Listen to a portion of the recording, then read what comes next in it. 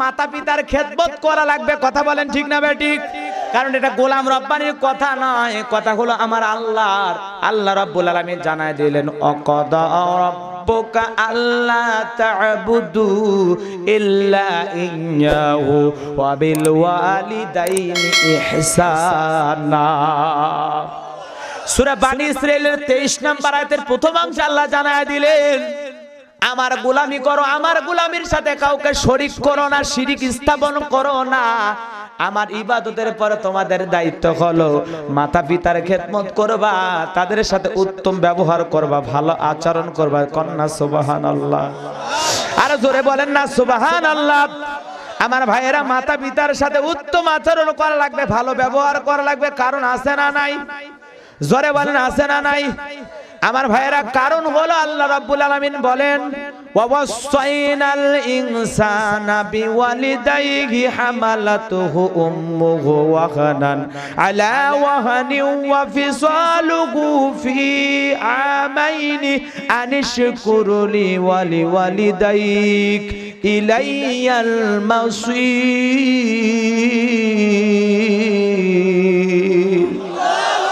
আল্লাহ রাব্বুল আলামিন জানায় দিল, কারণ তোমার মা তোমার বাবা তোমার জন্য এত কষ্ট করেছে, বিশেষ করে তোমার মা তোমাকে কষ্টের পর কষ্ট সহ্য করে গর্ভে ধারণ করেছে, তোমাকে 2-2.5 বছর দুধ পান করাইছে।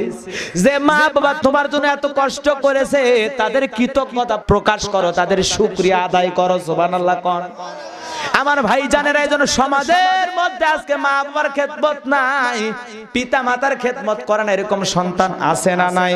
জোরে বলেন আছে না নাই? ভাইজন কোন আমার ছোট্ট কথা কান খুলে শুনে যান। 2013 সাল পত্রিকা একটা কলম পড়েছিলাম, ছেলেটার নাম হলো আব্দুল মালেক। চোখ দিয়ে পুষ্পরে পানি পড়ে, মা সন্তানটাকে ডাক্তারের কাছে নিয়ে গেল।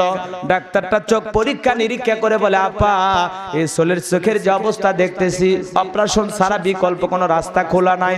মা ডেকে বলে, ডাক্তার ভাই বলেন না টাকা কত লাগবে? যেই পরিমাণ টাকার কথা বললো, মা ডেকে বলে, ডাক্তার ভাই এত টাকা পাবো কোথায়? ছেলের তোর বাবা দুনিয়াতে বেঁচে নাই। এই কথা বলে মা দুইটা চোখের পানি ছেড়ে দিয়ে কান্দে। হঠাৎ করে মার মনে পড়ে গেল নিজের চোখের কথা। ডাক্তারের হাতটা চেপে ধরে বলে, ডাক্তার ভাই আমি যদি আবার সন্তানের জন্য 2টা চোখ দান করে দেই, বলেন তো আমার ছেলে বড় হয়ে চোখে দেখতে পাবে কিনা? বলে, হ্যাঁ আপা এও সম্ভব। এইবার মা সন্তানের জন্য 2টা চোখ দান করে দিল। আস্তে আস্তে ছেলেটা বড় হতে লাগলো। বন্ধুগণ, আমার ছেলেটা যখন পরীক্ষা দেবে, মা দুধের গিলাস নিয়ে ছেলের সামনে যায়। ছেলেটা ডেকে বলে, মা ঘন ঘন তুমি আমার সামনে আসবা না, কারণ তোমার চোখ দিয়া পুষ্পরে পানি পড়ে মা, ওই চোখের রোগটা আমার চোখেও পার হতে পারে। মা মনের ব্যথা মনে চেপে রাখলো, সন্তানের কাছে কিছুই প্রকাশ করলো না। আরে কত সন্তান এখনো পরীক্ষা দিতেছে, এসএসসি দাখিল পরীক্ষা। বাবা সকালবেলা ডেকে বলে, সন্তান একটা ডিম খা বাবা, ভালো পরীক্ষা দিতে পারবি। 1 গ্লাস দুধ খা বাবা, ভালো পরীক্ষা দিতে পারবি। তুই একা যাবি না বাবা, আমি নিজে মোটরসাইকেল করে তোরে নামায়া দেব। কত না আদর করে, কত না যত্ন করে মা বাবা আমাদের। খাইয়া না খাইয়া ছেলে মেয়েদের বড় বানায়। এইবার ছেলেটা চাকরির সন্ধানে ঢাকায় চলে গেল।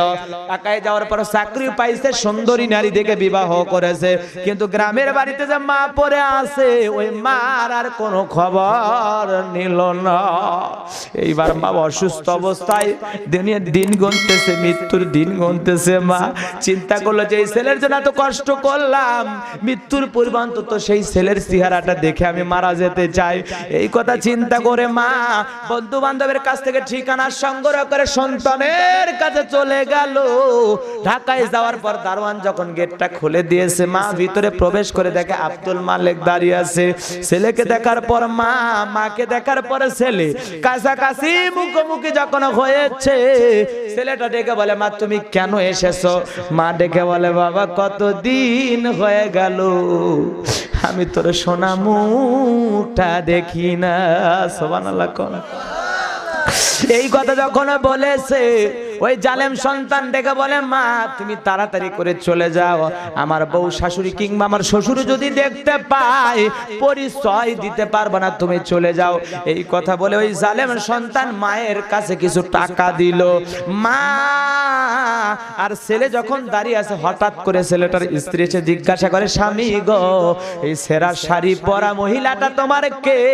কি কথা তোমার সাথে বলে? ওই জালেম সন্তান মায়ের পরিচয় গোপন করে বলে এই মহিলাটা আমার গ্রামের বাড়ির কাজের মহিলা। যখন এই কথা বলেছে, স্ত্রী চলে যাওয়ার পর মা দুইটা চোখের পানি ছেড়ে দিয়ে বলে বাবা আজকে মনের ভিতরে এত ব্যথা দিলি বাবা, এই পেটের ভিতরে আমি মা তোরে 10 মাস 10 দিন কিন্তু রেখেছিলাম। আরে বাবা তুই স্ত্রীর কথায় মারে এত বড় ব্যথা দিলি, চাকরানি বানায় দিলি বাবা। এই বুকের দুধ আমি মা তোরে 2-2.5 বছর খাওয়াইছিলাম। ওই শীতের রাত্রিতে ডানে পেশাব করলে বামে রেখেছি, বামে পেশাব করলে বুকটাকে বালিশ বানায় তোরে ঘুমানোর ব্যবস্থা করেছিলাম। তোর মতো সন্তান জন্ম দিতে গিয়ে আমি মা শরীর থেকে 1 বালতির মতো রক্ত ঢেলে ফেলে দিয়েছিলাম। আজকে তুই বইয়ের সামনে মারে চাকরানি বানায় দিলি। বল না বল বাবা, আমি মা কি এগুলো করে কোন অপরাধ করেছিলাম? এই কথা বলে বা চোখের পানি ছেড়ে দিয়া কান্দে আর বলে বাবা তোর মতো সংসার জন্ম দিলে গিয়ে আমি মা কত না দাঁত বুক কামড়ায় ব্যথা যন্ত্রণা সহ্য করেছিল। ভাইজান রে, নিজের মায়ের কষ্ট যদি বুঝতে চান, ঘরের বউটা যখন গর্ভবতী হয় তাকায় দেখেন কি কষ্ট না জানি করে, কত রাত ঘুমাইতে পারে না, মানির ঘুম কাটায়া দেয়। বাবা ডেকে বলে বিবির এত রাত হও তুমি ঘুমাও না কেন? মা ডেকে বলে তোমার সন্তান পেটের ভিতরে এমন জোরে নাড়াচাড়া করে আমি ঘুমাইতে পারি না। মা যে কি ধন, বাবা কি যে ধন, যে মা হারাইছে বাবা হারাইছে। ওরে জিজ্ঞাসা করেন দুনিয়ার কত বড় মায়ার জিনিসটা হারাই ফেলছে। আমার ভাই জানারা ছেলেটার মাকে দিকে হয়রান। ওই টাকাগুলো ছেলের হাতে দিয়ে বলে বাবা তোর টাকা তুই পকেটে রাখ, আমি মা আমার কোনো টাকা লাগবে না। বাকাকে বলো রে বাজার, যাদের মা নাই তাদের জিজ্ঞাসা করেন। মা সন্তানের কাছে কোনো টাকার দাবি করে না। আপনি সফর থেকে ফিরে আসবেন, দেখবেন বউ আপনার হাতের দিকে তাকাবে, আপনার শ্বশুর শাশুড়ি সন্তান হাতের দিকে তাকাবে, কিন্তু মা তাকাবে সর্বপ্রথম মুখের দিকে। বাবা সফরে মনে অনেক কষ্ট হয়েছে, খাও না। এই যে মাহফিল করে চলে যায়, কতদিন বিবিকে বলি কাছেই মাহফিল আছে তাড়াতাড়ি আসবো, একটু জেগে থাকো।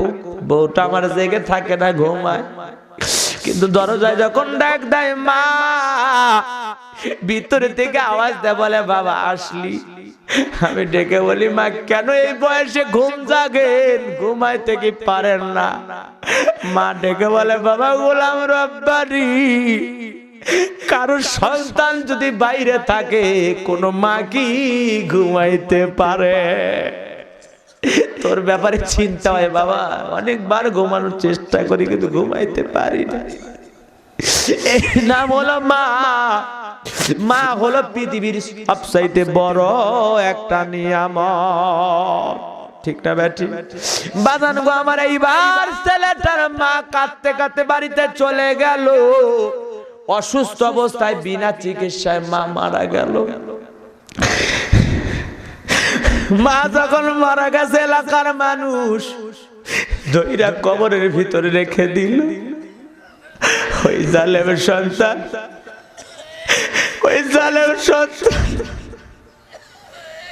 ওই জালেমের সন্তান কয়েক বছর পর চাকরির প্রমোশনে নিজের এলাকায় এসেছে, মার কথা মনে পড়ে গেছে, দরজায় গিয়ে ডাক দেয়, মা দরজা খুলে দে মা। কিন্তু মা নামের পাখি আর ভিতর থেকে কোনো জবাব দেয় না, কারণ খাসা আছে, খাসার ভিতরে মা নামের পাখিটা নাই। পাশের বাড়ির চাষির ঘুম ভেঙে গেছে, কেবা তুমি মা মা বলে ডাকো। ছেলে উত্তর করে বলে, চাষি আমার চিনো না, আমার আব্দুল মালিক, আমার মাটা কোথায়? বলে, বাবা আসলি যখন এত বছর পরে কি মায়ের কথা মনে পড়েছে? তোর মা তো অন্ধকার কবরে চলে গেছে। এই কথা শোনার পর ছেলেটা ডেকে বলে, চাচি বলো না মার কবরটা কোথায়? মার কবর যখন দেখিয়ে দিয়েছে, মার কবরের মাটি ধরে হাউমাউ করে কান্দে আর বলে, মা এমন ব্যথা তোর মনে দিয়েছি, এমন বেয়াদবি তোর সাথে করেছি, মা আমার আল্লাহ আমারে মাফ করবে না। এজন্য মা বাবার সাথে বেয়াদবি করা যাবে না, কারণ পিতা মাতার অবাধ্য সন্তান জান্নাতে যাবে না। বিশ্বনবী বলেন, হুমা জান্নাতুকা ওয়া নারুকা, তোমার মা বাবাই তোমার বেহেশত, তোমার মা বাবাই তোমার দোজখ। তাহলে ওই বেহেশতে যাইতে গেলে মা বাবাকে খুশি রাখবো। কারা কারা হাত তুলে দেখান তো তারা। আমরা সবাই মা বাবার খেদমত করবো, আল্লাহ কবুল করুন। জোরে কোন আমি খেদমত করবো তো ভাই। মা বাবা কষ্ট দিন না ভাই, অনেক কষ্ট করে 20-30 বছর লালন পালন করেছে, খেয়ে না খাইয়া, নিজে না খাইয়া থাকছে, ছেলেরে খাওয়াইছে, নিজে নোংরা পোশাক পরেছে, ছেলেরে ভালো কাপড় পরাইছে। আমার ছেলে স্কুলে যাবে, মাদ্রাসায় যাবে, খারাপ কাপড় দিলে হয়? আমার বয়স হয়ে গেছে, আমি খারাপ কাপড় পরে থাকবো? কথা বলে ঠিক না? এই জন্য মা বাবা কত বড় যে নিয়ামত, এটা বলে শেষ করা যাবে না আমার ভাইজানেরা। চাচি ডেকে বলে, বাবা তুই আর কান্দিস না, কাঁদলেই কি তোমার ফিরে আসবে? তুই আয়, তোর মা তোর জন্য একখানা চিঠি লেগে গেছে, মৃত্যুর পূর্বে মায়ের লেখা চিঠি। কষ্ট পাচ্ছেন আপনারা? আরে মা যে কি নিয়ামত।